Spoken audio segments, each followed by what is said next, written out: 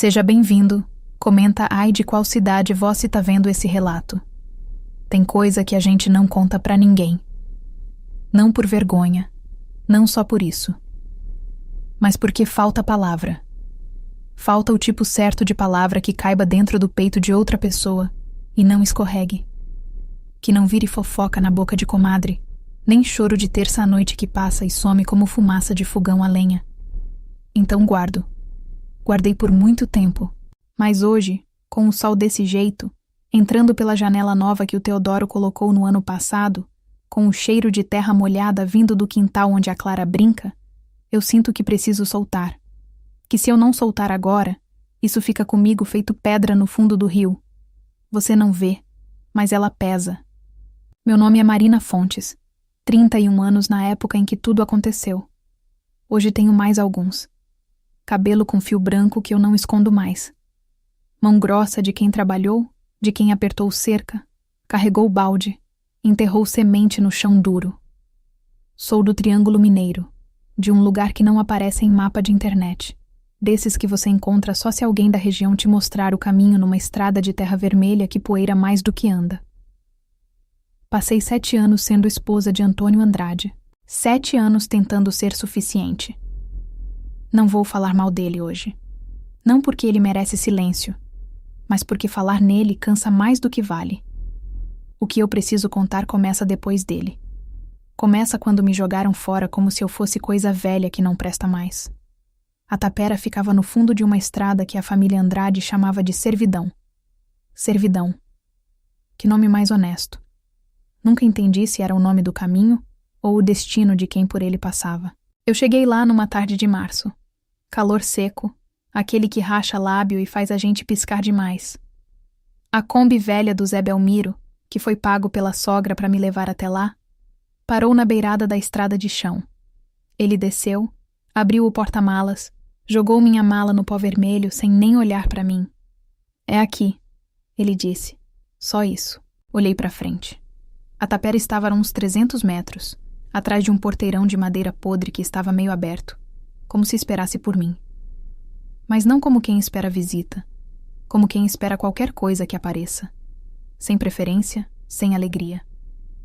O capim na frente era alto, alto que chegava na cintura. Amarelo de seca, pontudo, aquele tipo que arranha a canela. E silêncio. Aquele silêncio do interior que não é paz, é ausência. É o mundo dizendo: aqui não tem mais nada para você. A Kombi foi embora, levantando poeira. Eu fiquei parada com a mala na mão por não sei quanto tempo, olhando, sentindo o suor descer pelo pescoço, sentindo o coração bater devagar, cansado, como se ele também tivesse desistido um pouco. A tapera era um casarão de adobe que devia ter sido bonito, décadas atrás. Paredes grossas, cor de barro cozido, janelas de madeira com a tinta caindo em lascas. O telhado tinha um rombo no canto esquerdo por onde entrava luz e provavelmente chuva. Chão de cimento bruto, trincado em vários lugares. Dentro, um fogão a lenha velho, uma pia de pedra, um cômodo com uma cama de ferro que rangia só de olhar.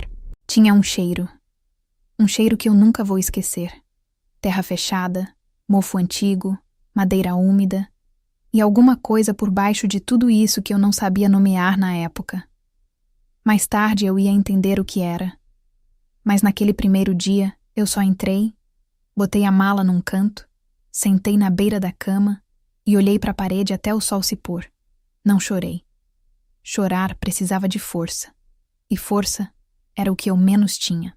Os primeiros dias foram de uma dureza que não tem jeito de explicar sem parecer exagero. Mas não é exagero. É a verdade mesmo. Acordava com frio às 5 da manhã, mesmo em março, porque o vento entrava pelas frestas da janela e a coberta que trouxe era fina demais. Fazia café ralo no fogão a lenha. Lenha que eu mesma busquei no mato no segundo dia, porque acabou. Tomava o café em pé, olhando pela janela para o capim que balançava. O capim balançava muito, sem parar. Aquele movimento constante me enlouquecia de um jeito que eu não entendia. Como se tivesse sempre alguma coisa passando por ali que eu não via. Como se o mundo continuasse se mexendo e eu tivesse parado de vez. Comida durou pouco mais de 2 semanas. Depois disso, eu bebia a água do poço velho que tinha nos fundos da tapera. Comia manga verde que caía do pé sozinha e, quando tinha sorte, pegava ovo de galinha d'Angola que vivia solta por ali. Fui ficando magra. Fui ficando quieta. Tinha horas que eu me sentava no degrau da porta da frente, de noite, com o céu cheio de estrela que o interior tem, e ficava pensando: será que é isso? Será que é aqui que eu termino? Não era pergunta de desespero. Era pergunta de quem já não tem energia nem pro desespero. Era só curiosidade cansada. A dona Aparecida sabia o que estava fazendo quando me mandou pra lá. Ela não precisava me matar. Só precisava me colocar num lugar onde eu fosse sumindo devagarinho, sem barulho, sem testemunha. Como fruta esquecida na árvore que murcha e cai, e a terra a absorve. Eu estava deixando isso acontecer. Foi numa tarde, acho que umas 3 semanas depois que eu tinha chegado, que eu me dei conta do silêncio de um jeito diferente. Estava na pia lavando o caneco. O sol entrava pela janela lateralmente, aquela luz de fim de tarde que deixa tudo cor de cobre. E eu percebi que não ouvia nada. Nem passarinho, nem grilo, nem o vento. Nada. Parei. Aquele tipo de silêncio não é natural. No campo sempre tem som. Sempre. Mesmo que você precise parar e escutar com atenção. Grilo, cigarra, passarinho, vento, alguma coisa. Mas aquele silêncio era cheio. Era um silêncio que pesava. Olhei pela janela. O capim estava parado. Completamente parado. Sem vento. Num dia de março que sempre tem vento. E no meio do capim parado, lá atrás, perto do que eu imaginava ser o quintal velho da tapera, tinha uma área. Uma área diferente. O capim ali era mais baixo, mais escuro. Como se o chão embaixo fosse de outra qualidade. Como se aquela terra tivesse sido mexida uma vez, há muito tempo, e nunca tivesse esquecido. Eu olhei por um bom tempo. Depois voltei pro caneco. Mas aquela área ficou na minha cabeça. Ficou de um jeito que eu não conseguia tirar. Como quando você vê alguma coisa no canto do olho e quando olha de frente não tem nada. Mas a sensação de que tinha persiste. Naquela noite eu não dormi bem. E no dia seguinte, foi que chegou o cavalo. Era quase meio-dia. Calor de quitar. Eu estava tentando consertar o porteirão podre com um pedaço de arame que tinha achado no galpão quando ouvi. Casco no chão de terra. Ritmo firme, não apressado. O tipo de trote de quem conhece o caminho e não tem pressa porque sabe onde está indo. Levantei os olhos. Pelo caminho vinha um homem num cavalo baio. Alto na sela. Chapéu de couro. Camisa de botão arregaçada até o cotovelo. Expressão que eu não conseguia ler de longe. Séria, mas não fechada. Cansada, mas não derrotada. Chegou no porteirão. Parou o cavalo. Me olhou. Eu o olhei. Por um segundo nenhum dos dois falou nada. O calor chiava em volta. Uma cigarra começou a cantar de novo, como se tivesse esperado esse momento para se manifestar. "A senhora é quem está morando aqui?" Ele perguntou. Voz grave. Não ríspida, mas tampada. Voz de homem que fala pouco não por educação, mas porque acostumou. "Sou", eu disse. Ele ficou me olhando por mais um segundo. Depois desceu do cavalo de um jeito lento, com cuidado. E foi então que eu vi o que ele carregava. No braço esquerdo, enrolado num pano de algodão sujo de poeira e manchado de alguma coisa escura que eu esperei não ser sangue, havia um embrulho pequeno. Um embrulho que se movia. Meu coração parou. "Encontrei na beira da estrada da Barra Funda", ele disse. E a voz estava diferente agora. Não mais tampada. Rachada. Levemente. "Há umas 2 horas. Ela está fraca. Muito fraca. Precisa de alguém que..." Ele não terminou a frase. Estendeu o braço na minha direção. Eu não sei por que me aproximei. Não sei por que abri os braços. Não sei de onde veio aquele movimento. Do instinto. De Deus. De alguma coisa que estava esperando aquele momento. Mas quando aquele nenê chegou nos meus braços, quando eu senti o peso mínimo e quente, e a respiração fraca e irregular daquela criança. Quando eu olhei para a carinha amassada e roxa de quem passou horas no sol, aconteceu alguma coisa que eu não tenho palavra para explicar. Meu corpo respondeu antes de mim, e eu comecei a chorar. Não de tristeza, de alguma coisa que não tinha nome ainda. Eu nunca tinha segurado um recém-nascido na vida.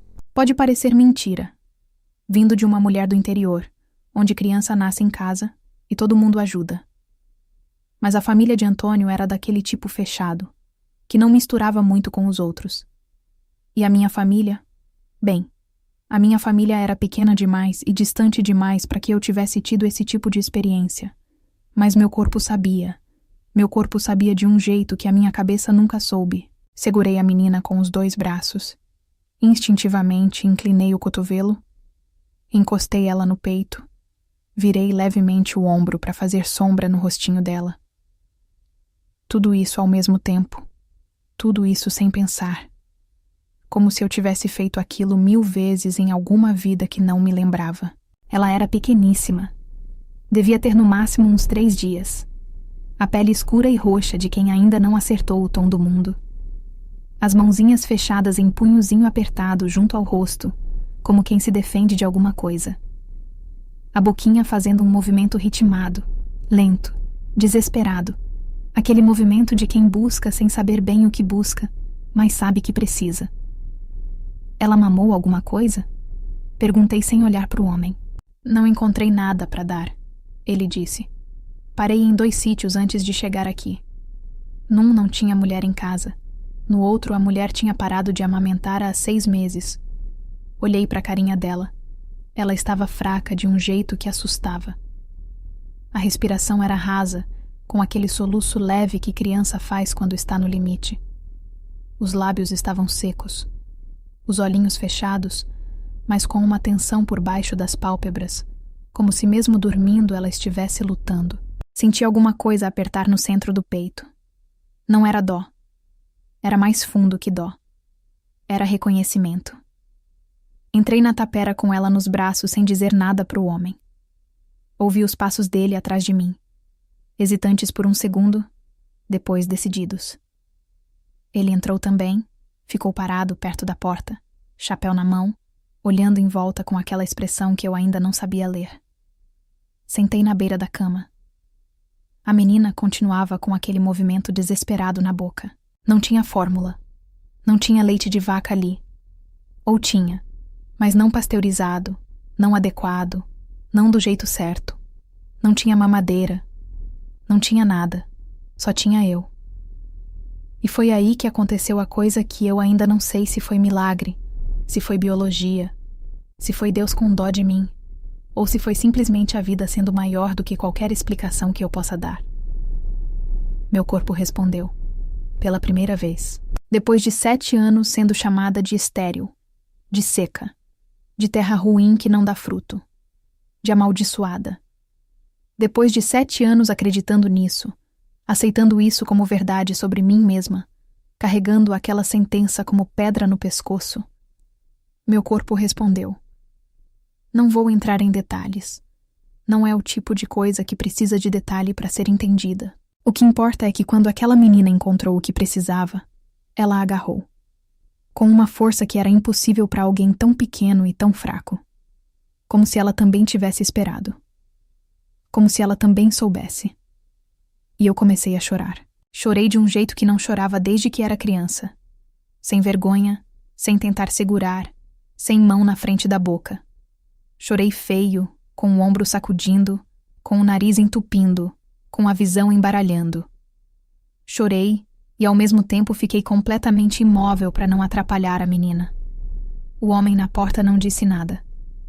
Por um longo tempo, o único som na tapera foi o barulho mínimo da menina mamando, o meu choro tentando se controlar e lá fora, a cigarra que tinha voltado a cantar. Quando a menina largou e dormiu, aquele sono pesado e instantâneo de quem finalmente chegou onde precisava, eu levantei os olhos para o homem pela primeira vez desde que tinha entrado. Ele estava com o chapéu apertado nas 2 mãos, os olhos vermelhos. Olhei para ele. Ele olhou para mim. 7 anos, eu disse. Não tinha planejado dizer isso. Simplesmente saiu. 7 anos eles me chamaram de seca. Ele não respondeu. Mas algo no rosto dele mudou. Uma dureza que estava lá desde que ele chegou afrouxou levemente, como terra depois da primeira chuva. Meu nome é Teodoro, ele disse por fim. Teodoro Albuquerque. Tenho fazenda a uns 8 quilômetros daqui, pela estrada velha. Marina, eu disse. Só isso. Só o nome. Que às vezes é tudo que a gente tem para oferecer. Ele ficou por mais 1 hora. A menina dormiu o tempo todo, enrolada no meu colo. Teodoro sentou no banco de madeira perto da janela. Perguntou se podia sentar. E isso me chamou a atenção porque não era o tipo de coisa que os homens daquela região costumavam perguntar. Simplesmente sentavam. Me contou onde tinha encontrado a menina. Na beira da estrada vicinal da Barra Funda, num trecho sem sombra, embrulhada num lençol de chita. Ninguém por perto. Nenhuma nota. Nenhum bilhete. As marcas de pneu na terra indicavam que um carro tinha parado ali e saído rápido. Fui no posto de saúde primeiro, ele disse, olhando para as mãos. Estava fechado. Terça de tarde, a enfermeira vai embora 12:00. Fui na casa da parteira, a dona Filó, que mora no quilômetro 4. Ela disse que a menina precisava mamar antes de qualquer outra coisa, que se não mamasse nas próximas horas. Ele não terminou. Não precisava. Então o senhor veio aqui, eu disse. Não sabia que tinha alguém aqui, ele admitiu. Essa tapera estava fechada há anos. Fui passando pela estrada e vi fumaça de fogão saindo pelo telhado. Olhei para o telhado com o rombo. A fumaça do meu café da manhã, do fogo fraco que eu mantinha aceso mais por costume do que por necessidade, tinha sido o sinal. O sinal que eu não sabia que estava mandando. A sorte é que eu passei, ele disse. Eu olhei para a menina no meu colo. A sorte é que eu estava aqui. Corrigi baixinho. Ele me olhou. Aquela expressão que eu ainda não sabia decodificar completamente. Mas havia algo nela que não era pena. Era algo mais parecido com espanto. Aquele espanto tranquilo de quem vê alguma coisa que não esperava ver. Antes de ir, ele ficou parado na porta por um momento. A menina vai precisar de mais do que hoje, ele disse. Não era pergunta, era constatação. Eu sei. O posto abre amanhã. A dona Filó precisa examinar ela. Eu sei. Um silêncio. A senhora tem como ir até lá? Ele perguntou. Olhei para a volta. Para a tapera com o telhado furado, para a estrada de terra, para o capim alto, para minha mala encostada no canto com o que restava das minhas coisas. Não tenho, eu disse com simplicidade. Ele assentiu com a cabeça devagar. Botou o chapéu. Amanhã cedo eu venho com o caminhonete, disse. E saiu. Ouvi os passos na terra, o barulho do cavalo sendo preparado, o trote sumindo pela estrada. Fiquei sozinha com a menina. O sol estava baixando. Aquela luz dourada de fim de tarde que o interior tem e que não existe em cidade nenhuma. Aquela luz que entra horizontal pelas frestas e pinta tudo de uma cor que parece irreal. Olhei para o rostinho dela. Ela dormia com aquela paz absoluta de recém-nascido. Aquela paz que só existe quando você ainda não aprendeu que o mundo pode ser duro. Clara, eu disse em voz alta, sem ter planejado. A palavra saiu naturalmente, como se o nome já existisse antes de eu falar. Ela não acordou. Mas os lábios dela se mexeram levemente, como num sorriso que ainda não tinha forma direito.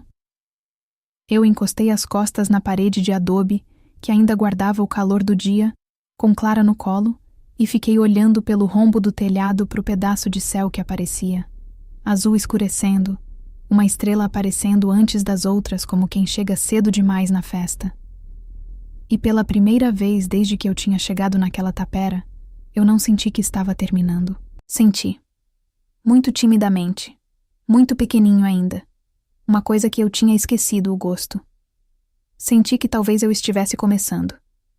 Mas havia aquela área no quintal. Aquele pedaço de terra mais escura, com o capim mais baixo, que eu tinha visto pela janela no dia anterior. Naquela noite, Antes de dormir, com Clara respirando tranquila do meu lado, eu fiquei olhando para o teto com o barulho dos grilos lá fora e pensei naquele pedaço de terra. Pensei no cheiro da tapera, aquele cheiro por baixo de tudo que eu não tinha conseguido nomear no primeiro dia. E de repente eu soube o que era. Era o cheiro de terra que já guardou alguma coisa dentro dela. Terra que cobre, terra que esconde. Fechei os olhos e disse para mim mesma que era cansaço, que era imaginação, que era a vida dura me pregando peças. Mas a sensação ficou. Feito aquela área de capim escuro, presente, baixa, esperando. Teodoro chegou às 6:30 da manhã, como tinha prometido. Eu já estava acordada desde as 5. Clara tinha mamado 2 vezes durante a noite. Aquela fome urgente e sem negociação de recém-nascido. E entre uma mamada e outra eu ficava deitada de olho aberto no escuro, ouvindo o campo lá fora. Grilo, coruja longe. O vento voltando depois daquele silêncio estranho do dia anterior, balançando o capim com um farfalhar constante que parecia respiração. A tapera respirava à noite. Nunca tinha reparado nisso antes, mas naquela noite reparei. As madeiras trabalhavam com a mudança de temperatura. A parede de adobe estornava calor devagar. O telhado rangia numa cadência irregular. Era como se o casarão tivesse seus próprios pulmões, seu próprio ritmo, independente de qualquer coisa que eu fizesse dentro dele. Me levantei antes do sol aparecer, acendi o fogão, coloquei o café. Enquanto esperava a água ferver, fui até a janela dos fundos, a que dava para o quintal, e olhei. Estava lá. No cinza azulado do amanhecer, aquela área de chão era ainda mais visível. O capim ao redor estava alto e claro, aquele amarelo de seca que pega a pouca luz e devolve. Mas naquele pedaço, uns 3 metros quadrados talvez, o capim era curto, escuro, diferente. E o chão tinha uma leve concavidade, tão sutil que você precisava estar procurando para ver. Como se a terra tivesse afundado um pouquinho, como se alguma coisa embaixo dela tivesse cedido com o tempo. Terra que cobre, eu tinha pensado na noite anterior. De manhã, à luz cinza do amanhecer, eu não queria mais pensar nisso. Fechei a janela. Teodoro chegou no caminhonete velho, um F100 azul desbotado com o para-choque amarrado com arame. Desceu com um embrulho de papel pardo. Pão de queijo ainda quente que devia ter comprado na padaria do posto, porque cheirava daquele jeito que faz o estômago se lembrar de que existe. Estendeu para mim sem cerimônia. Bom dia, disse olhando para Clara no meu colo. Bom dia, eu respondi. Esse foi o nosso segundo encontro inteiro, resumido em 4 palavras e um embrulho de pão de queijo. Mas havia naquilo qualquer coisa que eu não sei explicar direito. Uma naturalidade, como se já fôssemos conhecidos de longa data, e o silêncio entre nós fosse do tipo que não precisa ser preenchido. No caminhonete, Clara ficou no meu colo, enrolada na toalha que eu tinha achado no fundo da mala. Teodoro dirigia devagar, desviando dos buracos com cuidado que me pareceu deliberado, como se soubesse que eu estava segurando algo frágil. A estrada de terra vermelha cortava a paisagem num traçado irregular, subindo e descendo as lombadas suaves do cerrado. Aos lados, pasto com gado solto, árvore de pequi com aquele tronco retorcido, cupinzeiro alto como sentinela, mourão de cerca velho inclinado que ninguém tinha se dado ao trabalho de endireitar. Aquela paisagem toda era ao mesmo tempo feia e profundamente bonita. A beleza torta do cerrado, que não é a beleza fácil de cartão postal, mas aquela que você só vê se ficar tempo suficiente. Faz quanto tempo que a senhora está na tapera? Teodoro perguntou sem tirar os olhos da estrada. Umas 3 semanas. Silêncio. Sozinha? Sozinha. Outro silêncio. Ele não perguntou mais nada naquele momento. Mas eu senti que tinha registrado, que estava guardando aquela informação em algum lugar onde ela ficaria pesando. A dona Filó morava numa casa de tijolo aparente no quilômetro 4, cercada de jardim exagerado, begônia, espada de São Jorge, copo de leite, tudo crescido sem ordem, mas com saúde. Era uma mulher miúda, de uns 70 anos, cabelo branco penteado impecavelmente, olhos pequenos e fundos que te examinavam antes mesmo de você abrir a boca. Ela pegou Clara nos braços com a intimidade de quem pegou milhares de crianças antes. Examinou com dedos experientes. Pescoço, fontanela, reflexos, temperatura. Murmurou coisas baixinho. Assentiu com a cabeça várias vezes. Tá bem, disse finalmente. Desidratada, mas já se recuperando. Fez bem em amamentar. Ela me olhou. A senhora é mãe dela? Abri a boca para dizer não, mas hesitei. Foi uma fração de segundo. Uma hesitação mínima que provavelmente ninguém notou. Mas eu notei. E aquela hesitação me disse algo sobre mim mesma que eu não estava pronta para ouvir. Não sou, eu disse. Encontramos ela na estrada. O senhor Teodoro encontrou. Dona Filó olhou para Teodoro, depois voltou para mim, depois olhou para Clara. Precisamos avisar a autoridade, ela disse. Criança abandonada tem protocolo. Eu sei, disse Teodoro. Mas... A velha levantou um dedo. Enquanto a autoridade não aparece, essa menina precisa de quem cuide. Ela me devolveu Clara. Acho que já tem alguém. Não era pergunta. O delegado veio 2 dias depois. Um homem gordo, de bigode, uniforme com suor embaixo do braço, que chegou na tapera na caminhonete da delegacia com cara de quem tinha sido tirado de alguma coisa mais importante. Anotou tudo no caderno com letra de aluno de 4º ano. Perguntou sobre a criança, sobre onde foi encontrada, sobre mim. Quando eu disse meu nome completo, Marina Fontes Andrade, ele parou de escrever. Ergueu os olhos. Andrade? A senhora é família dos Andrade da fazenda Boa Vista? Eu fui casada com Antônio Andrade, eu disse. Já não sou mais. Ele ficou me olhando por um segundo com aquela expressão que eu conhecia bem. Aquela expressão de quem está reclassificando você em tempo real, arrumando você numa gaveta diferente da que tinha te colocado quando chegou. E a senhora está... morando aqui? Ele perguntou, olhando em volta para a tapera com o telhado furado. Estou. Mais olhar em volta. Mais reclassificação silenciosa. Ele anotou mais alguma coisa. Disse que ia investigar a origem da criança, que eu poderia ficar com ela temporariamente desde que não saísse da região, que ele voltaria com notícias. Nunca voltou com notícias. Mas isso eu só fui descobrir mais tarde.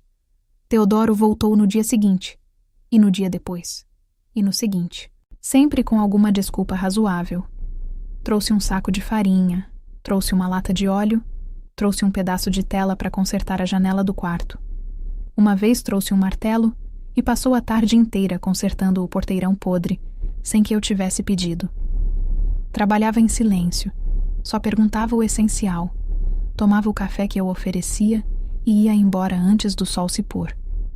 Eu aprendi a esperar o barulho do F100 na estrada. Não de um jeito ansioso. De um jeito tranquilo, como a gente espera a chuva quando já sabe que ela vem. Uma tarde, enquanto ele consertava uma fresta na parede do lado de fora, eu estava no quintal estendendo roupa. E os olhos foram, inevitavelmente, para aquela área de terra escura. Fiquei olhando. O que a senhora está olhando? A voz de Teodoro veio de perto, me fazendo dar um pulo. Ali, eu disse, apontando. Aquele pedaço de chão é diferente dos outros. Ele veio ficar do meu lado. Olhou. Por um momento ficou quieto. Tem uma concavidade, ele disse devagar. Como se tivesse afundado. É o que eu pensei. Terra que já foi cavada afunda assim, com o tempo, ele disse. E então ficou mais quieto ainda, de um jeito que era diferente do silêncio normal dele. O senhor sabe alguma coisa sobre essa terra? Eu perguntei. Ele levou um tempo para responder. Essa tapera pertence à família Andrade há mais de 50 anos, ele disse. Não sei tudo o que aconteceu aqui, mas... Parou. Mas? Tem história nessa região que as pessoas preferiram esquecer, ele disse. Esse tipo de história que fica mais embaixo da terra do que na memória das pessoas. Eu olhei para a área de chão escuro. Que tipo de história? Perguntei baixinho. Ele não respondeu imediatamente. Olhou para o horizonte, Aquele hábito dele de transferir o olhar para longe quando alguma coisa pesava. Não sei ao certo, disse finalmente. Só sei que uma vez, quando eu era novo, ouvi um comentário. Uma coisa que o velho Argemiro, que trabalhava nas terras dos Andrade, deixou escapar numa noite de pinga. Falou de uma criança que tinha sumido, que ninguém tinha procurado direito. O silêncio depois disso foi pesado. Clara estava dormindo dentro, no caixote improvisado que eu tinha forrado com um cobertor. O vento trouxe o cheiro de capim seco e por baixo do capim seco, muito sutilmente, aquele outro cheiro. Aquele cheiro que eu tinha sentido no primeiro dia e que agora eu sabia nomear. Eu vou cavar, eu disse. Teodoro me olhou. Marina, ele disse. E foi a primeira vez que ele usou só o meu nome, sem o senhora. Eu reparei nisso. Se tem alguma coisa ali, não vai ser coisa boa de ver. Eu sei, eu disse. E se tem, vai complicar muito as coisas. Para você, principalmente. Já está complicado, eu disse. Já faz tempo. Ele ficou me olhando por um longo momento. Depois assentiu com a cabeça. Uma vez. Aquele tipo de assentimento que não é concordância fácil. É respeito. É reconhecimento de que a outra pessoa sabe o que está fazendo, e você não vai ser o tipo de pessoa que tenta impedir. Cavei no dia seguinte. De manhã, com Clara dormindo, enquanto Teodoro ficou do lado de fora fazendo alguma coisa com a cerca. Ele não ficou me observando, e eu fui grata por isso. Precisava fazer aquilo sozinha. Peguei a enxada velha que tinha achado no galpão. Fui até a área de terra escura. Os primeiros golpes foram difíceis. A terra estava compacta, endurecida por décadas. Mas logo embaixo da camada de superfície, a terra ficou mais solta, mais escura, com um cheiro mais forte subindo com cada golpe. Cavei uns 20 centímetros, 30. E então a enxada bateu em algo. Parei. Me abaixei. Usei as mãos para tirar a terra do entorno devagar, com cuidado, com aquele cuidado que vem não de raciocínio, mas de instinto, de uma reverência que o corpo sente antes da cabeça entender. Era pequeno. Pequeno demais. Osso branco, desbotado pelos anos. Pequeno demais para ser adulto. Pequeno demais até para ser criança grande. Era o osso de uma criança pequena. Muito pequena. Larguei a enxada. As mãos foram para o joelho. Apoiei o peso. O coração estava batendo numa velocidade que eu não controlava. A boca ficou seca. Senti aquele enjoo que não é do estômago. É da alma, quando ela vê alguma coisa que não devia estar ali. Alguma coisa que foi feita errado. Alguma coisa que ficou sem justiça por tempo demais. Teodoro, chamei. A voz saiu rouca, baixa, mas ele me ouviu. Quando ele chegou ao meu lado e olhou para o que eu tinha desenterrado, ele ficou completamente imóvel. Por um tempo, nenhum dos dois falou. O sol estava alto. As cigarras cantavam. Clara dormia dentro da tapera sem saber nada. E ali, naquele quintal de terra vermelha, os dois olhávamos para um segredo que alguém tinha enterrado décadas atrás, acreditando que ia ficar escondido para sempre. É uma criança, eu disse. Precisei dizer em voz alta. Precisei que a palavra existisse no ar. É, ele disse. Alguém enterrou uma criança aqui. Sem padre. Sem cova marcada. Sem nada. Ele não disse nada. Os Andrade sabem disso, eu disse. Não era pergunta. Teodoro respirou fundo. Aquela respiração de quem está decidindo o quanto vai falar. Dona Aparecida te mandou pra cá. Ele disse devagar. Dessa terra toda que ela tem, das casas, dos galpões, ela te mandou pra cá especificamente. Pra essa tapera que estava fechada há décadas. Eu olhei pra ele. Ela sabia, eu disse. Ela sabia, ele confirmou. O vento passou. Levantou um pouquinho de poeira vermelha que rodou entre nós dois por um segundo antes de sumir. Dentro da tapera, Clara deu um gemido pequeno no sono. Aquele gemido de criança que sonha sem saber ainda que existem pesadelos. Eu olhei para a área de terra aberta, para o osso branco e quieto, para o segredo que tinha esperado décadas para ser visto, e senti, descendo pela espinha num fio de gelo que o calor de 40 graus não conseguiu derreter, que eu tinha acabado de atravessar uma porta. E que essa porta não fechava mais atrás de mim. Não dormia direito fazia 4 noites. Clara dormia. Essa era a única certeza que eu tinha naquelas madrugadas compridas. Que ela dormia, que ela respirava, que o peito dela subia e descia num ritmo tranquilo, que eu ficava checando com a mão, levemente, com a ponta dos dedos, com aquele cuidado de quem ainda não acredita que tem o direito de tocar algo tão precioso. Mas eu não dormia. Ficava deitada de olho no teto, ouvindo a tapera respirar, ouvindo o capim lá fora, ouvindo o silêncio de depois da meia-noite que é diferente de todos os outros silêncios. Mais fundo. Mais honesto.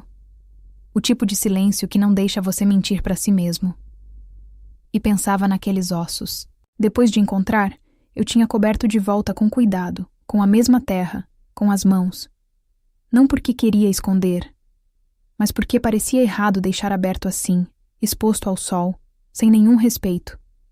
Coloquei uma pedra marcando o lugar. Uma pedra simples, sem nada gravado, mas que servisse de sinal, que servisse de memória. Teodoro tinha ido falar com o delegado. Ou tentado. Voltou com uma expressão que eu aprendi rápido a reconhecer nele. Aquela expressão de homem que foi desrespeitado, mas não vai fazer escândalo, que vai guardar o desrespeito e trabalhar por baixo. Ele disse que vai apurar. Teodoro me contou, sentado no banco perto da janela, segurando o chapéu com as 2 mãos. Mas o jeito que ele disse não é o jeito de quem vai apurar. É o jeito de quem vai ligar para Dona Aparecida assim que a gente sair, eu disse. Ele me olhou. É, confirmou baixinho. Ficamos em silêncio. Então a gente não pode depender dele, eu disse. Não podemos.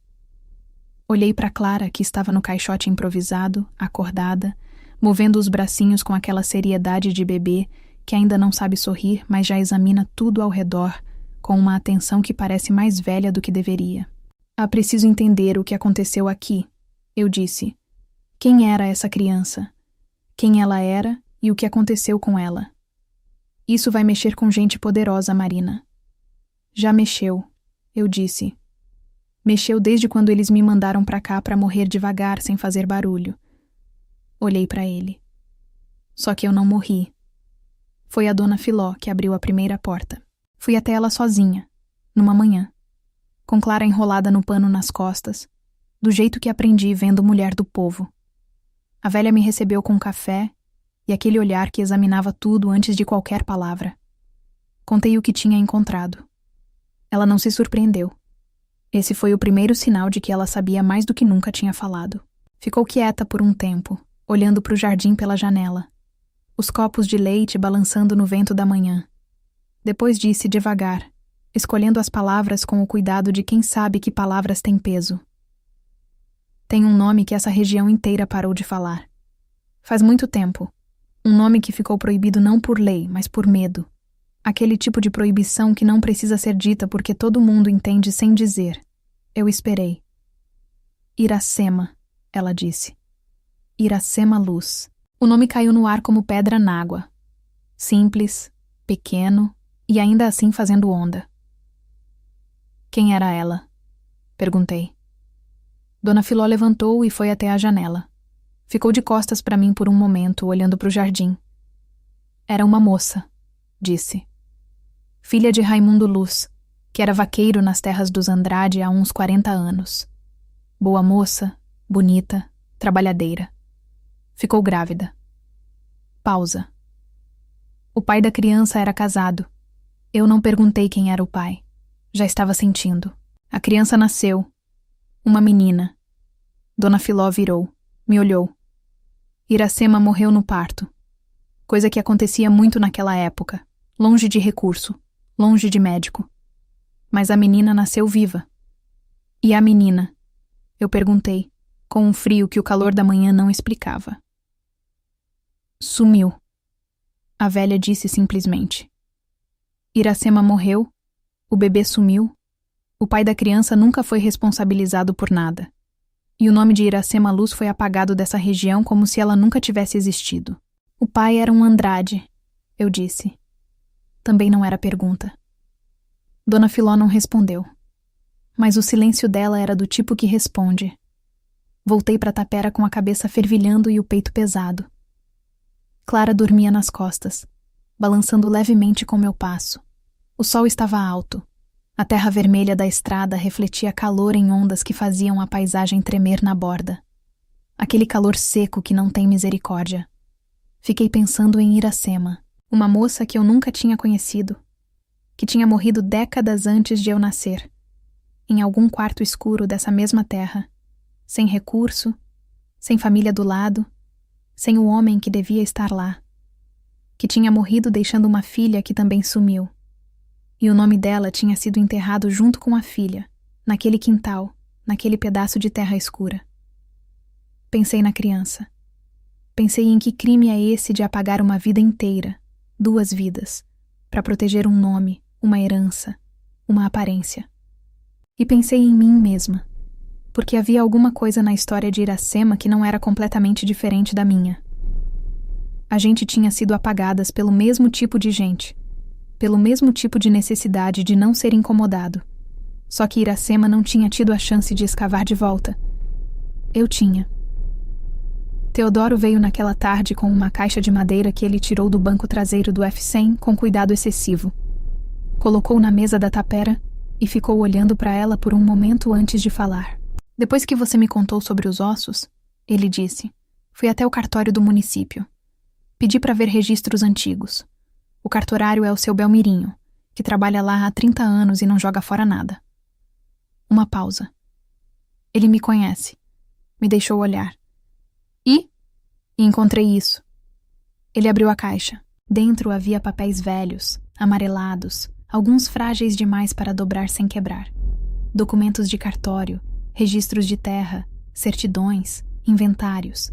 E embaixo de tudo, num envelope pardo que tinha sido fechado com lacre de cera e depois aberto, alguém tinha aberto em algum ponto do passado e não tinha sido cuidadoso. Havia um conjunto de folhas escritas à mão, com letra miúda e inclinada. O que é isso? Eu perguntei. É o inventário dos bens de Raimundo Luz, disse Teodoro. O pai de Iracema. Ele me olhou. Raimundo tinha terra, Marina. Mais terra do que qualquer vaqueiro teria direito de ter. Terra que ele recebeu como... Buscou a palavra. Como acordo. Como pagamento de silêncio. Eu olhei para os papéis. E a filha de Iracema, eu disse devagar, sentindo as peças se movendo. Seria a herdeira legítima dessa terra. Seria, disse Teodoro, se tivesse sobrevivido. Olhamos um para o outro. E então, ao mesmo tempo, os dois olhamos para Clara, que estava ali, nos braços do meu colete improvisado, acordada, examinando o mundo com aquela seriedade de bebê. Os olhinhos escuros e atentos, a pele morena, os traços que eu tinha olhado 1000 vezes sem saber bem o que estava vendo. Teodoro, eu disse, e a voz saiu diferente. A mulher que abandonou Clara na estrada. Ninguém sabe quem é, ele disse, mas havia algo na voz dele. O delegado disse que ia investigar. O delegado não investigou nada. Você sabe alguma coisa? Uma pausa longa. Ele olhou para o chapéu nas mãos. Tem uma mulher, ele disse devagar, que sumiu da região umas semanas antes de Clara ser encontrada, jovem, grávida. Ninguém sabe exatamente quem é o pai. Ela morava nos fundos da propriedade de uma família que tem ligação com os Andrade. O ar na tapera ficou diferente, mais pesado, mais carregado daquele cheiro velho de terra que guarda segredos. Ela não abandonou Clara, eu disse.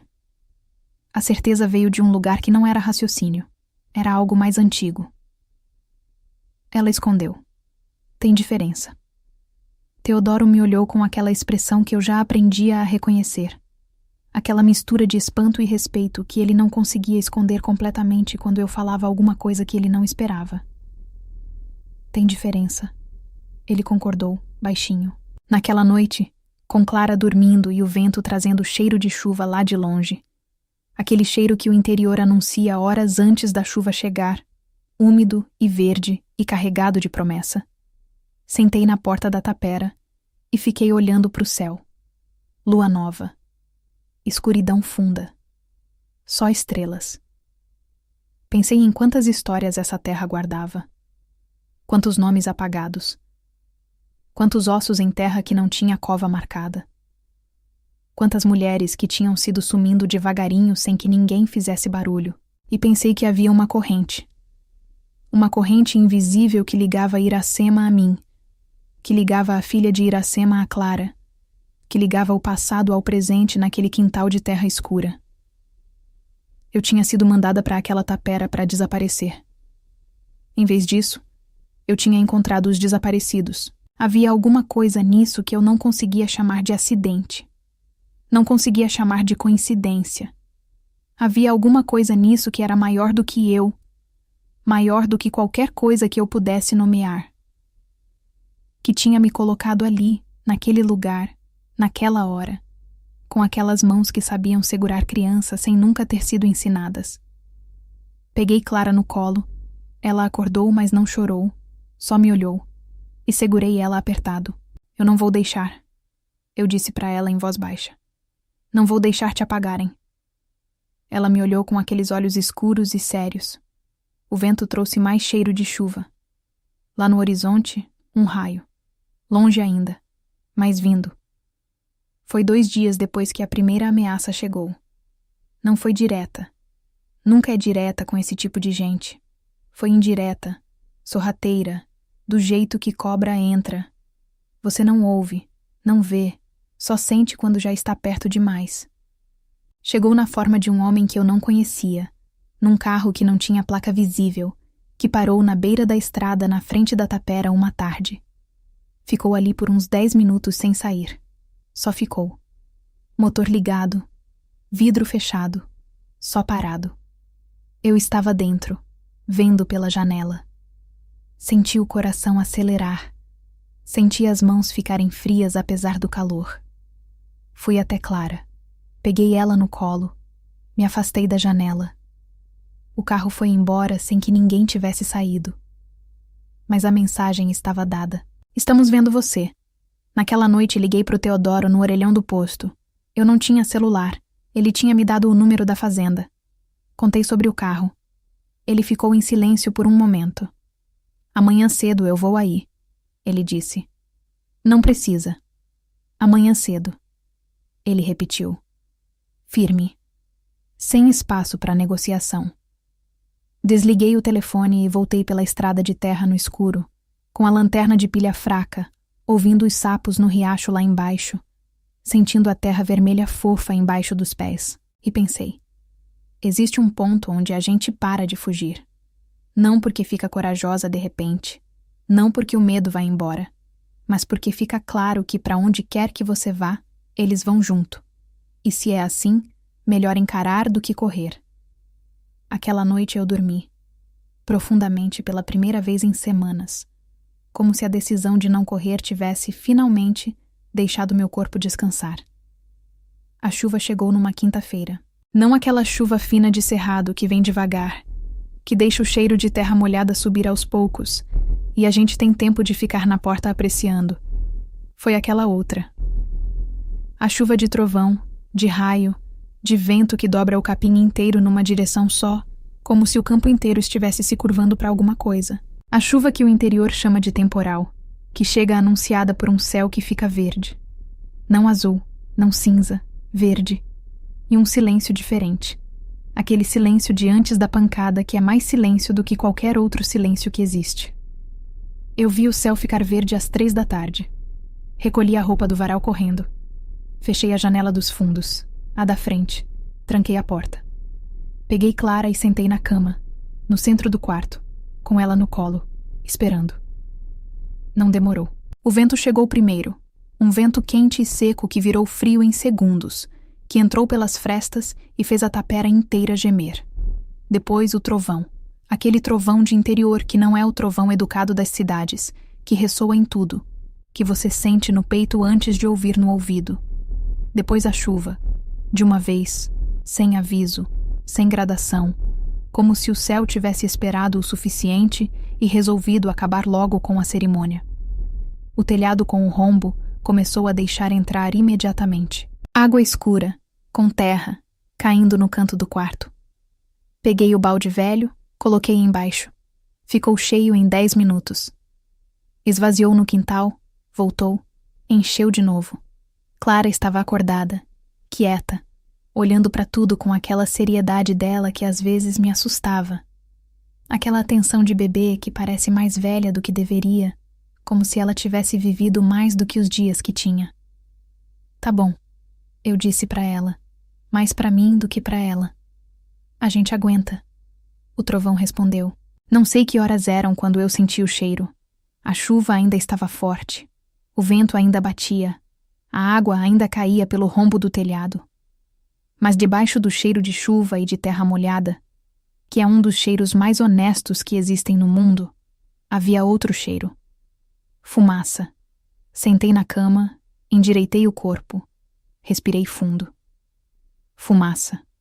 Fraca ainda, mas fumaça. Me levantei com Clara no colo. Fui até a janela da frente. Abri a veneziana 1 centímetro. O galpão estava pegando fogo. Mesmo com a chuva forte, o galpão estava pegando fogo. As chamas eram baixas ainda, comendo a madeira velha do canto, laranja e amarelo dançando numa cor impossível para uma noite de temporal. Alguém tinha usado alguma coisa para ajudar. Querosene, álcool, alguma coisa que faz o fogo pegar mesmo na chuva. Não foi raio. Raio não escolhe canto. Fiquei parada por 1 segundo que pareceu mais longo do que foi. Com Clara apertada no peito, de olho no fogo que crescia devagar, mas com aquela determinação de fogo que pegou bem, que não vai apagar sozinho. Dentro do galpão estavam os documentos que Teodoro tinha trazido do cartório, o inventário de Raimundo Luz, os papéis com a letra miúda, as provas. Abri a porta. Saí na chuva. Corri com Clara enrolada no pano, curvada para frente para proteger a cabeça dela da chuva, pisando na terra que já virou lama, sentindo a lama fria e vermelha subir entre os dedos dos pés. Eu tinha saído sem sandália. Não tinha dado tempo. O calor do fogo chegava de longe. Aquele calor seco e violento, que contrasta absurdamente com a chuva fria, que faz a pele confundir. Cheguei na porta do galpão. Já estava com fumaça saindo embaixo. Abri. A madeira estava quente, mas não impossível ainda. Entrei. A fumaça dentro era densa, baixa. Aquela fumaça que desce e você aprende desde criança que tem que andar curvado para respirar. Fui até o canto onde eu tinha guardado a caixa de madeira, embaixo de uma lona. A lona estava intacta. O fogo ainda não tinha chegado ali. Estava do outro lado, comendo a parede lateral. Peguei a caixa com um braço. Clara no outro. Saí correndo. Caí na lama do lado de fora. O joelho bateu forte.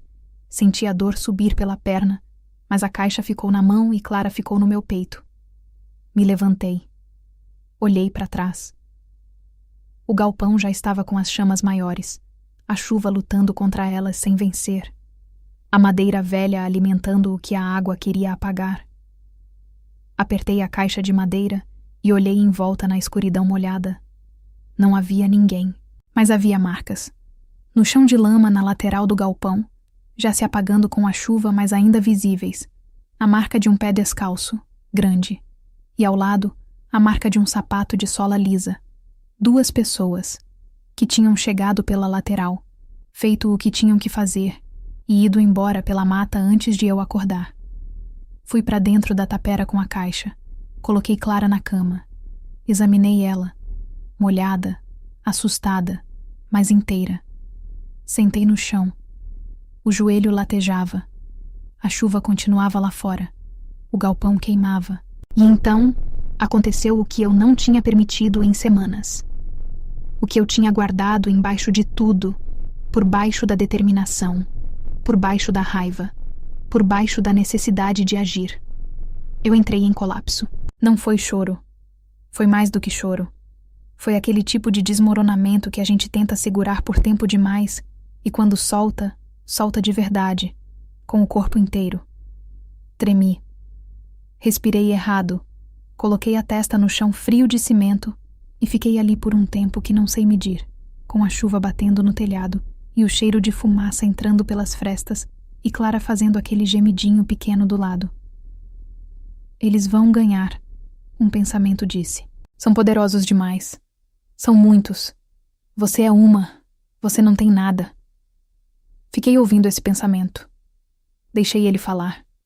E quando ele terminou, levantei a cabeça do chão. Olhei para Clara. Ela me olhava, quieta, séria. Aqueles olhos escuros que pareciam guardar mais do que deveriam. Não, eu disse em voz alta. Para ela, pro quarto, para mim mesma, para Dona Aparecida que estava em algum lugar seco e confortável enquanto eu estava aqui de joelho no chão. Não vão. Teodoro chegou antes do amanhecer. Não sei como ele soube. Talvez tivesse visto a fumaça de longe. Talvez algum instinto. Talvez aquela coisa que acontece entre pessoas que começaram a se importar uma com a outra, sem ter combinado quando isso ia acontecer. Bateu na porta com força. Abri.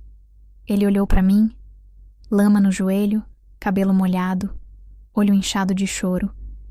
Depois olhou para a caixa de madeira na mesa, depois para o galpão lá fora que ainda fumegava na claridade do amanhecer. Entrou. Ficou parado no meio do quarto. Você saiu na chuva para pegar esses papéis, ele disse. Não era pergunta. Saí. Ele ficou me olhando por um longo tempo com aquela expressão que eu ainda aprendia a ler. Mas naquele momento eu li sem dificuldade. Era daquelas expressões que não precisam de muito vocabulário. Marina, ele disse. E parou.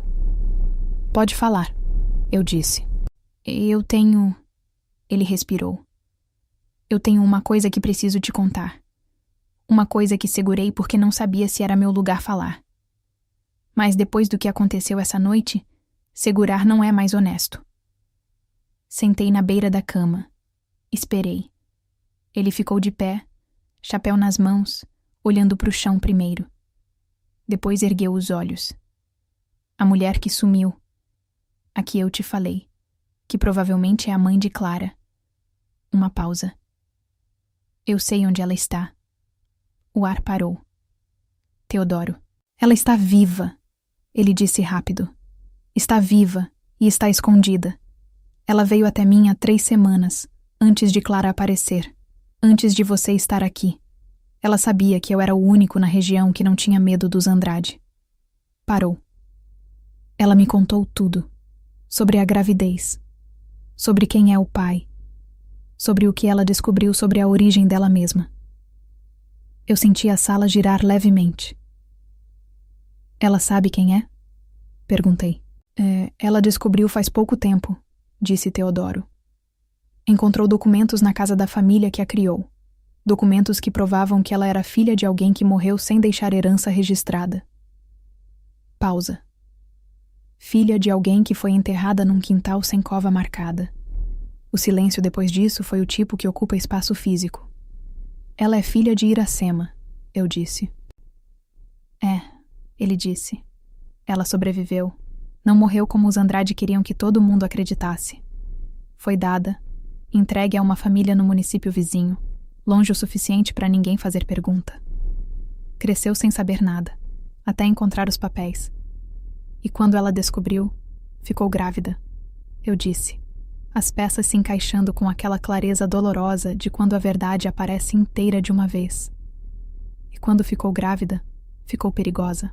Porque o filho dela, a Clara, seria a 2ª geração, disse Teodoro.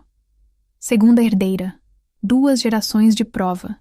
Isso não é só herança de terra. Isso é crime documentado. Décadas de crime.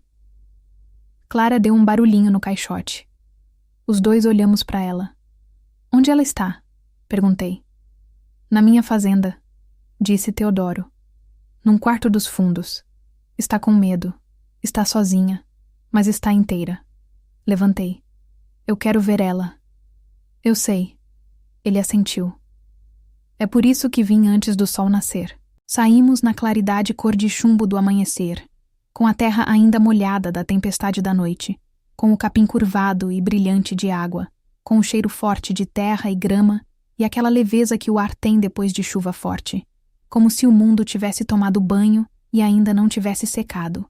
No banco do F100, com Clara no colo, eu olhei pela janela para o campo que ia passando. Pasto, cerca, mourão, cupinzeiro, árvore de pequi. A beleza torta do cerrado que eu tinha aprendido a ver de verdade só depois que vim morar naquele lugar sozinha. Pensei na minha vida antes daquilo tudo. Nos 7 anos sendo esposa de Antônio, nos anos tentando ser suficiente, nas noites chorando na privacidade do banheiro, porque Dona Aparecida tinha dito mais uma coisa que cortava. No dia que me puseram no carro do Zé Belmiro com a mala e me jogaram naquela tapera como quem joga coisa fora. Pensei em como eu tinha chegado lá convicta de que era o fim. E olhei para Clara dormindo no meu colo. Olhei para Teodoro dirigindo ao meu lado, sério, os olhos na estrada, as mãos no volante com aquela firmeza calma que era a marca dele em tudo que fazia. Pensei que talvez o fim de uma coisa e o começo de outra não tenham linha clara entre eles. Que às vezes você está no fim e no começo ao mesmo tempo sem saber, e só entende mais tarde, quando já está do outro lado olhando para trás. Teodoro, eu disse. Obrigada. Ele não respondeu imediatamente. Ficou uns segundos olhando para a estrada. Não me agradeça, ele disse por fim. Eu devia ter falado antes. Devia ter... Não, eu interrompi. Não é por isso. É por ter vindo antes do sol nascer. Ele me olhou por um segundo. Depois voltou os olhos para a estrada. Mas nos cantos dos lábios, muito levemente, houve alguma coisa que eu não tinha visto nele antes. A fazenda de Teodoro era grande, organizada, com aquela aparência de lugar que foi construído com cuidado ao longo de décadas. Mangueira na entrada, gado no pasto, galinheiro, horta.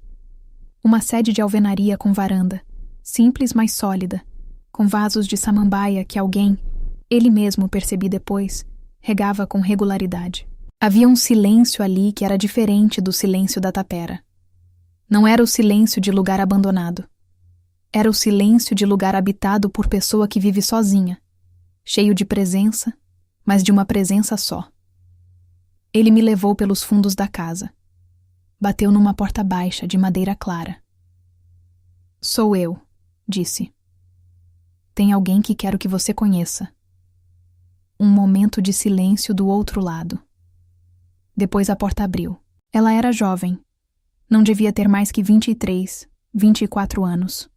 Morena, cabelo crespo preso, olhos que tinham o mesmo formato dos de Clara, a mesma seriedade, a mesma atenção quieta. Estava com os braços cruzados sobre o peito, aquela postura de quem aprendeu a se proteger. Mas havia nos olhos algo além do medo. Havia esperança. Tímida, machucada, quase apagada. Mas havia. Ela olhou para mim. Olhou para Clara. E então aconteceu uma coisa que eu nunca vou esquecer enquanto viver. Ela desfez os braços cruzados. Estendeu as mãos. Não para Clara. Ainda não. Para mim.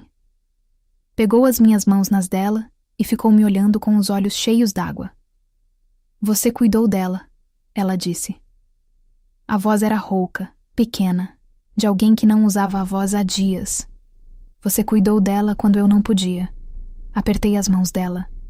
Ela é forte, eu disse. Igual a mãe. Ela fechou os olhos. Uma lágrima desceu. Ela deixou descer sem limpar. E então, com todo o cuidado do mundo, com aquela delicadeza de quem segura a coisa mais preciosa que existe, passei Clara para ela. O momento em que aquela jovem recebeu a filha nos braços foi um desses momentos que a gente não tem palavra para descrever, porque qualquer palavra vai ficar pequena. Foi silencioso. Foi enorme. Foi o tipo de coisa que a gente sente no externo, no fundo do externo, naquele lugar que não tem nome, mas que todo mundo conhece. Teodoro ficou parado na porta, chapéu na mão, olhando para o chão. Eu olhei para ele. Ele olhou para mim. E lá fora, o sol finalmente apareceu acima da linha do cerrado, largo e dourado, derramando aquela luz que pinta o mundo inteiro de uma cor que não existe mais tarde no dia, só naquele momento exato do amanhecer, só naqueles primeiros minutos, antes de o calor endurecer tudo de volta. Mas a tempestade ainda não tinha terminado. O pior ainda estava por vir. E eu sabia disso. Sabia desde a madrugada, desde que me levantei do chão de cimento com a cabeça erguida e disse não pro escuro. Sabia que antes de poder começar de verdade, precisávamos terminar o que tinha sido começado décadas atrás. Naquela terra. Naquele quintal. Naquele nome que a região inteira tinha parado de falar. Iracema. Agora era hora de falar em voz alta. Existe um tipo de manhã no interior que parece preparada. Não sei explicar direito. É quando o céu abre de uma clareza que não é comum. Quando o ar está parado da forma errada. Não do jeito pesado de antes da chuva, mas do jeito tenso de antes de alguma coisa importante.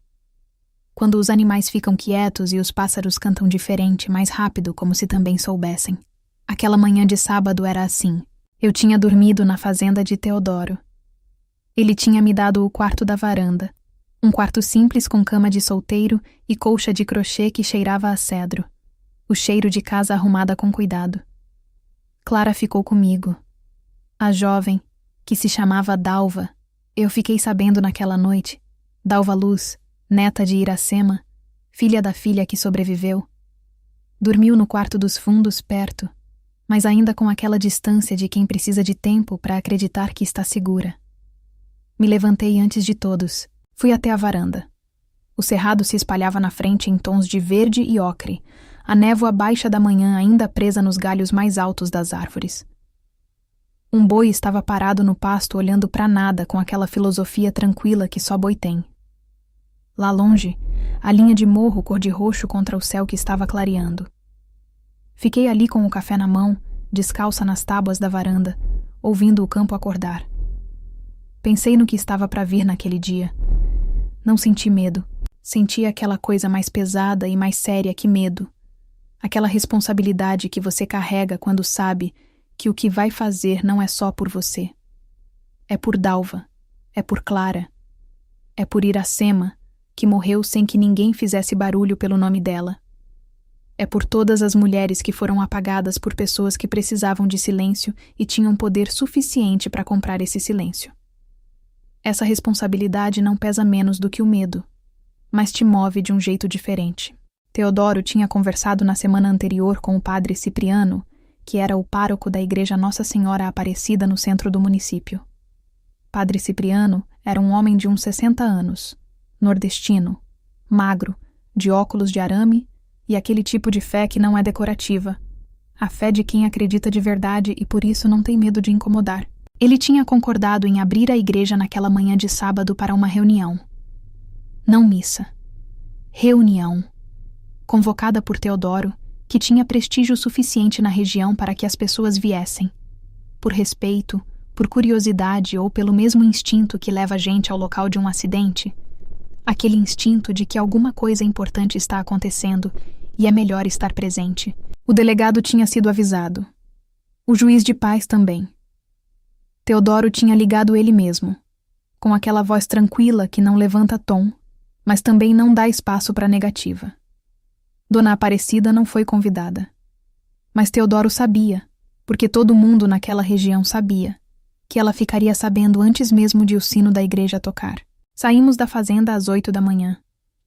Teodoro no caminhonete, eu no banco do passageiro com Clara. Dalva ia na cabine também, espremida do lado, com aquela postura de quem foi treinado pela vida a ocupar o mínimo de espaço possível. Enquanto a estrada de terra foi virando asfalto, enquanto o mato foi virando casas, enquanto as casas foram virando o centro do município, uma praça, uma igreja de fachada branca com as torres no alto, um mercado, um cartório, um bar com cadeira de plástico na calçada, eu fui sentindo o coração acelerar de um jeito que era diferente do medo de antes. Era aquele tipo de aceleração de quem está chegando no lugar certo. A praça já tinha gente. Não era multidão. Era um interior pequeno. Não existe multidão em sentido estrito. Mas havia mais gente do que eu esperava. Gente parada nos degraus da igreja. Gente conversando em voz baixa na calçada. Gente que me olhou quando o F-100 de Teodoro estacionou e continuou olhando quando eu desci com Clara no colo e continuou olhando quando Dalva desceu atrás de mim. Havia um murmúrio. Esse tipo de murmúrio que não dá para entender palavra por palavra, mas que você entende completamente assim mesmo. Era o murmúrio de gente que sabe que algo vai mudar.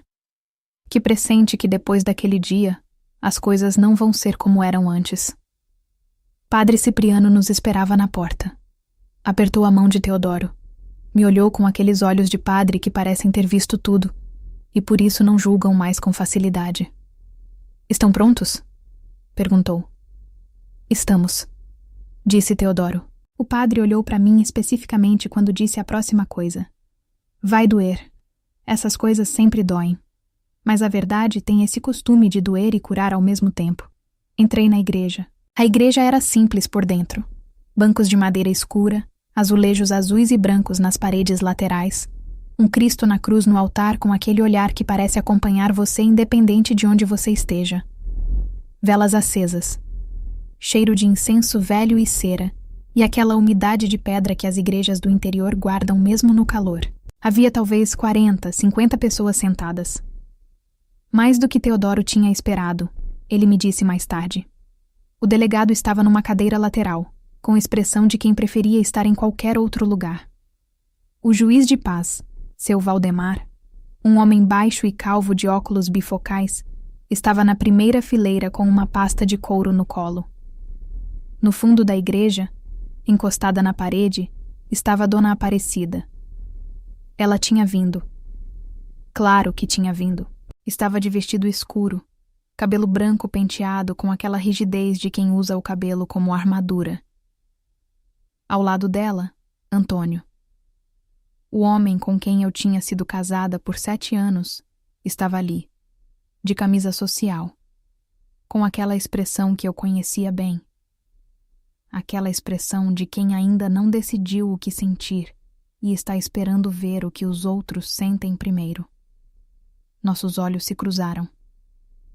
Eu não desviei. Ele desviou. Continuei andando até a frente. Teodoro falou primeiro. Ficou de pé na frente do altar, chapéu na mão, sem papel, sem nada preparado. Falou como o homem do campo fala, direto, sem enfeite, com aquela economia de palavra que faz cada uma pesar mais. Contou sobre Clara encontrada na estrada, sobre a tapera, sobre os ossos no quintal, sobre os documentos que o seu Belmirinho do cartório tinha guardado por décadas sem saber completamente o que guardava, sobre Dalva Luz, que estava ali presente. E quando ele disse o nome dela, Dalva levantou do banco da segunda fileira e ficou de pé, pequena e ereta, com Clara no colo, olhando para frente. O murmúrio na igreja cresceu. Dona Aparecida não se mexeu. Depois Teodoro falou o nome que ninguém falava. Iracema Luz, ele disse, com aquela voz grave que preenchia o espaço da igreja sem precisar de esforço. Uma mulher que viveu, que amou, que foi usada e apagada, que foi enterrada num quintal sem cova marcada, sem padre, sem registro, sem que ninguém fosse responsabilizado. O nome dela voltou hoje. Não vai embora mais. O silêncio depois disso foi o tipo de silêncio que acontece quando a verdade ocupa o espaço inteiro de um lugar. Eu sentia o coração batendo no pescoço. Então me levantei. Não tinha planejado falar. Não era do meu feitio falar na frente de gente. Sempre fui da quietude, do fazer, não do proclamar. Mas me levantei e as palavras vieram. E eu confio que quando as palavras vêm assim, sem serem chamadas, é porque precisam ser ditas. Meu nome é Marina Fontes, eu disse. A voz saiu firme. Me surpreendeu ser firme. Fui mandada para aquela tapera para desaparecer. Não com violência aberta, com abandono.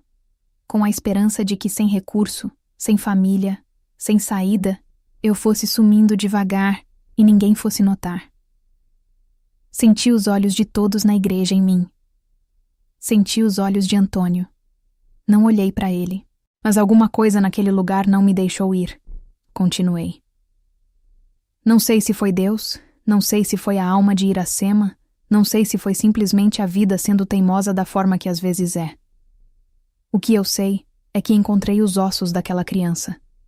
E que encontrei Dalva. E que segurei Clara no colo no primeiro dia.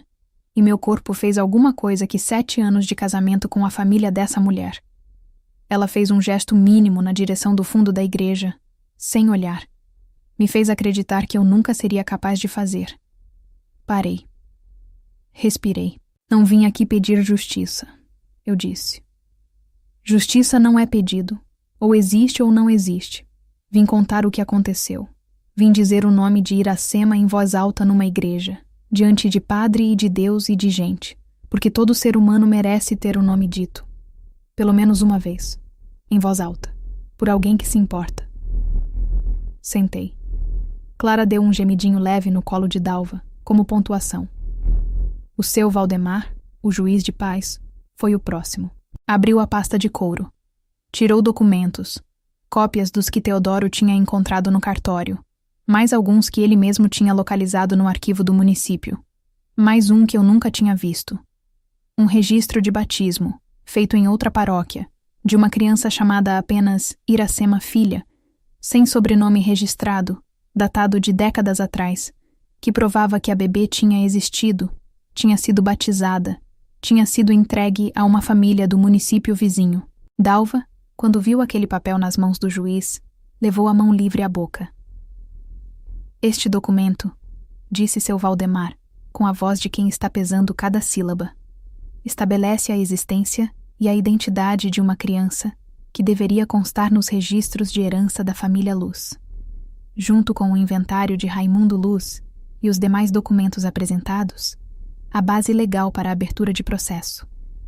O delegado, na cadeira lateral, mexeu-se desconfortavelmente. E quanto à morte de Iracema Luz, continuou o juiz, e ao sepultamento irregular da criança encontrado nas terras pertencentes à família Andrade, isso constitui matéria para investigação criminal. Ele fechou a pasta. Olhou para o delegado sobre os óculos bifocais. Que deverá ser conduzida com a seriedade que o caso exige. O delegado ficou vermelho. Assentiu com a cabeça. Dona Aparecida ficou quieta durante tudo isso. Quieta do jeito que pessoa poderosa fica quando está calculando. Não era a quietude de quem está chocado. Era a quietude de quem está pensando rápido, avaliando opções, medindo o tamanho do dano. Mas então Dalva se levantou. Com Clara no colo, Clara que estava acordada e quieta, examinando a igreja com aqueles olhos sérios, Dalva caminhou até a frente com aquela postura de quem foi treinado pela vida a ocupar o mínimo de espaço, mas que naquele momento decidiu ocupar o espaço inteiro que lhe pertencia. Ficou parada na frente do altar. Olhou para Dona Aparecida e disse, com uma voz que era baixa, mas que na igreja toda ouviu: "A senhora conheceu minha avó, Iracema Luz. Tinha 18 anos quando morreu. Tinha um filho que a senhora fez sumir." Pausa. "Eu sou o que sobrou." Dona Aparecida finalmente se mexeu. Por uma fração de segundo, só uma fração, mínima, que provavelmente mais ninguém além de mim pegou porque eu estava olhando direto para ela, a armadura rachou. Não muito. 1 milímetro. Uma coisa por baixo da rigidez que era mais velha do que a frieza, mais velha do que o orgulho, mais velha do que tudo que ela tinha construído. Reconhecimento. Ela reconheceu Dalva. Não de vista. Dalva era jovem demais, mas reconheceu alguma coisa. Os traços, talvez. Os olhos. A forma como a menina ficava de pé. Algo que ela tinha enterrado no quintal de uma tapera e que estava de volta, de pé, na frente de uma igreja, com um bebê no colo, dizendo o nome da avó morta. Então a armadura fechou de volta. Dona Aparecida se levantou. Olhou para Antônio. Fez um gesto com a cabeça em direção à porta. E foi embora. Antônio ficou sentado por um segundo. Olhou para mim. Havia algo no rosto dele que eu nunca tinha visto em 7 anos de casamento. Não era remorso. Talvez nem fosse capaz de tanto. Era mais simples do que isso e mais triste. Era o olhar de alguém que naquele momento está vendo, com clareza, a exata dimensão do que jogou fora, Depois ele também se levantou e foi atrás da mãe. Eu o assisti sair e não senti raiva. Não senti vitória. Senti quase nada. Aquele quase nada que fica depois que alguma coisa que pesava muito é finalmente colocada no chão. Não alívio completo, só o começo do alívio, a sensação de que o peso está descendo. Depois que a reunião terminou, as pessoas foram saindo aos poucos. Algumas vieram falar comigo, mulheres principalmente, daquele jeito discreto do interior, que não faz discurso, mas chega perto e aperta o braço e diz uma coisa pequena que carrega muito. Uma me disse: coragem. Outra disse apenas: a gente sabia. Uma mais velha, de cabelo branco e mão grossa de trabalhadora, ficou na minha frente por um momento sem falar nada, só me olhando, e então fez o sinal da cruz levemente e foi embora. Padre Cipriano apagou as velas do altar. Seu Valdemar dobrou os documentos de volta na pasta. O delegado saiu sem falar com ninguém, o que foi uma forma de falar muito. Ficamos nós três na igreja quase vazia.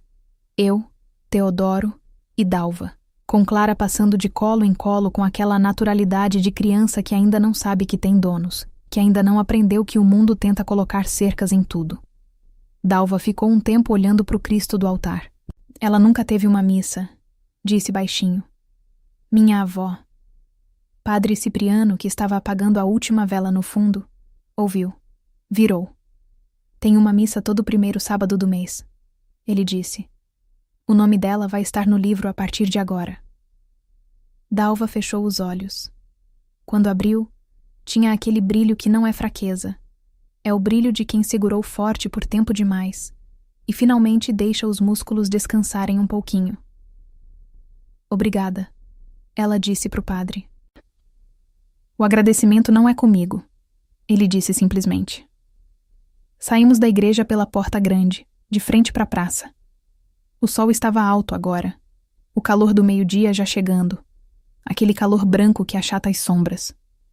A praça estava quase vazia. A reunião tinha acabado. A vida do interior tinha voltado para o seu curso normal. Como água de rio que você desvia por um momento e que volta ao leito natural logo em seguida. Mas alguma coisa tinha mudado na forma como aquela praça existia. Ou talvez não a praça. Talvez eu. Teodoro ficou parado ao meu lado nos degraus da igreja, olhando para a praça. Ficamos assim por um tempo, os dois, sem falar. Clara dormia no meu colo com aquela paz absoluta de bebê no sol. Dalva estava um degrau atrás, olhando para o alto das torres da igreja, com aquela expressão de quem está terminando de acreditar que chegou. Então Teodoro falou. Falou de costas para mim primeiro, olhando para a praça. Com aquela dificuldade de homem que aprendeu que sentimento é coisa que se guarda e que está tentando desaprender isso. Tenho uma fazenda grande demais para um homem só, ele disse. Eu não disse nada. Esperei. Tenho um quarto que não uso, que ficou fechado por muitos anos, que eu abri semana passada para Dalva e que... Ele parou. Recomeçou. Tem espaço, tem terra, tem trabalho, mas tem fruto também. Virou para mim. Aquela expressão que eu aprendi a ler ao longo de semanas estava ali, completa, sem a camada de contenção que ele normalmente colocava por cima. Era uma expressão simples. Era a expressão de homem que perdeu muito, que passou muito tempo acreditando que já não merecia mais nada, e que está, com toda a coragem que isso exige, se permitindo querer de novo. Não estou te pedindo nada que você não queira, ele disse. Nunca vou fazer isso. Mas estou dizendo que se você quiser... Procurou a palavra. Se você quiser um lugar que seja seu de verdade, com você e com a Clara, e com a Dalva enquanto ela precisar, esse lugar existe. Olhei para ele por um longo momento. Pensei em tudo que eu tinha atravessado para chegar até aquele degrau de igreja. Em 7 anos de casamento que me foram arrancando aos poucos, em pedaços, na tapera com o telhado furado e o cheiro de terra velha, nos ossos no quintal, no galpão pegando fogo na madrugada da tempestade, em mim mesma ajoelhada no chão de cimento dizendo não pro escuro. Pensei em Iracema, que não tinha tido escolha. Eu tinha. Não estou indo para lugar nenhum porque precisei, eu disse. E não vou ficar porque precisei também. Ele me olhou. Mas eu continuei e senti os cantos da boca subirem de um jeito que eu mal reconheci, de tão pouco praticado que estava. Tem diferença entre precisar e querer. E o que eu estou sentindo agora não é precisar. Teodoro olhou para mim. Depois olhou para Clara no meu colo. Depois para a praça, pro céu, pro horizonte. Aquele hábito dele de transferir o olhar para longe, quando alguma coisa grande demais precisava de espaço para existir. Então ele fez uma coisa que eu nunca tinha visto ele fazer. Sorriu. Não um sorriso pequeno de canto de boca de antes. Um sorriso de verdade, largo, que pegou o rosto inteiro e mudou completamente o homem, que tirou 10 anos de luto de uma vez e deixou aparecer por baixo alguém que era mais jovem do que eu pensava, mais leve, mais presente. Era bonito aquele sorriso. Era uma das coisas mais bonitas que eu tinha visto em muito tempo. Aquela tarde, voltando pela estrada de terra no F100 azul desbotado, com o sol inclinando e a luz ficando daquela cor dourada que só existe naquele momento e que eu aprendi a chamar pelo nome certo, Graça. Com Clara dormindo entre mim e Teodoro no banco, com Dalva atrás olhando pela janela para o cerrado passando, eu pensei no quintal da tapera. Pensei nos ossos de Iracema, que teriam uma missa agora, que teriam um nome no livro da igreja, que teriam pelo menos a dignidade de serem lembrados por alguém. Não era suficiente. Nunca vai ser suficiente. Algumas injustiças são grandes demais para serem reparadas completamente. Você pode fazer o que pode, e o que pode nunca é tudo. Mas é alguma coisa. E alguma coisa, quando vem com honestidade e com esforço, quando vem de alguém que não tinha obrigação, mas se importou assim mesmo, alguma coisa muda o peso das coisas. Não apaga, mas muda o peso. Hoje, quando olho pela janela nova que o Teodoro colocou o ano passado e vejo a Clara no quintal, maior agora, com as perninhas gordas correndo atrás da galinha d'Angola que ainda vive solta por ali, quando ouço o barulho do F100 chegando no fim da tarde com aquela familiaridade que é diferente de tudo que eu já senti antes, quando a Dalva vem visitar no primeiro sábado do mês e a gente senta na varanda depois da missa e toma café e às vezes não fala muito, mas fica junto, que é o suficiente. Eu penso que a vida me pregou uma peça. Me mandaram para uma tapera para me acabar. E a tapera me devolveu inteira, não a mesma que eu era. Nunca somos os mesmos depois das coisas grandes que nos acontecem. Mas inteira de um jeito diferente, de um jeito que é mais honesto, com as rachaduras aparecendo, com as emendas visíveis, com o histórico todo presente e sem vergonha. Há uma coisa que aprendi naquele quintal de terra vermelha, com os joelhos na lama e as mãos desenterrando o que alguém tentou esconder para sempre. A terra guarda. A terra guarda tudo. O que foi feito com amor e o que foi feito com crueldade. O osso da criança sem nome e a semente da planta que vai brotar. O segredo enterrado às pressas e a raiz que cresce devagar e não para. A terra guarda. E um dia, sempre um dia, devolve. Às vezes demora décadas. Às vezes demora uma vida inteira. Mas devolve. Iracema Luz viveu. Amou. Foi apagada. E foi lembrada.